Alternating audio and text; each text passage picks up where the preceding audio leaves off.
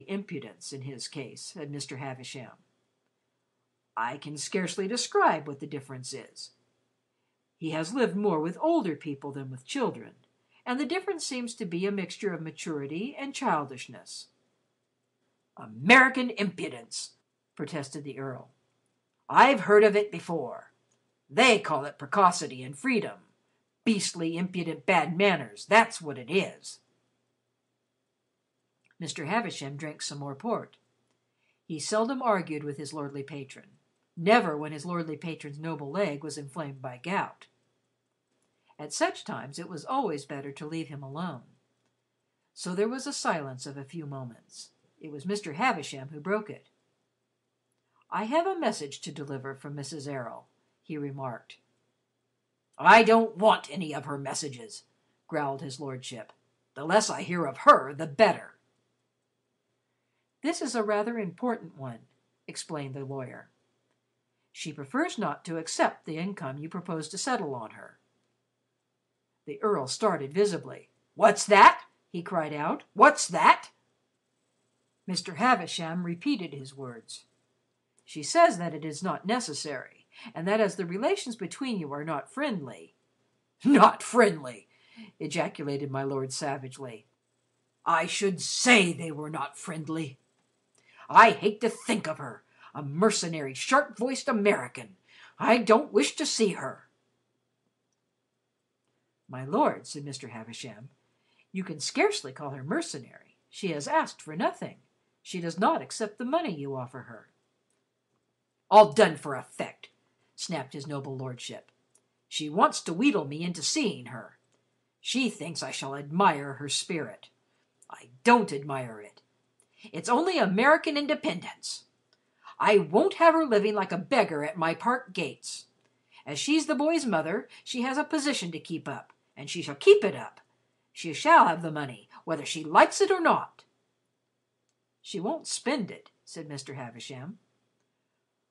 "I don't care whether she spends it or not," blustered my lord. "She shall have it sent to her. She shan't tell people that she has to live like a pauper because I have done nothing for her. She wants to give the boy a bad opinion of me. I suppose she has poisoned his mind against me already." "No," said Mr. Havisham. "I have another message which will prove to you that she has not done that." "I don't want to hear it!" panted the Earl, out of breath with anger and excitement and gout. But Mr. Havisham delivered it. "She asks you not to let Lord Fauntleroy hear anything which would lead him to understand that you separate him from her because of your prejudice against her. He is very fond of her, and she is convinced that it would cause a barrier to exist between you. She says he would not comprehend it, and it might make him fear you in some measure, or at least cause him to feel less affection for you. She has told him that he is too young to understand the reason, but shall hear it when he is older. She wishes that there should be no shadow on your first meeting." The Earl sank back into his chair. His deep-set, fierce old eyes gleamed under his beetling brows. "Come now," he said, still breathlessly. "Come now. You don't mean the mother hasn't told him?" "Not one word, my lord," replied the lawyer coolly. "That I can assure you. The child is prepared to believe you the most amiable and affectionate of grandparents. Nothing, absolutely nothing, has been said to him to give him the slightest doubt of your perfection.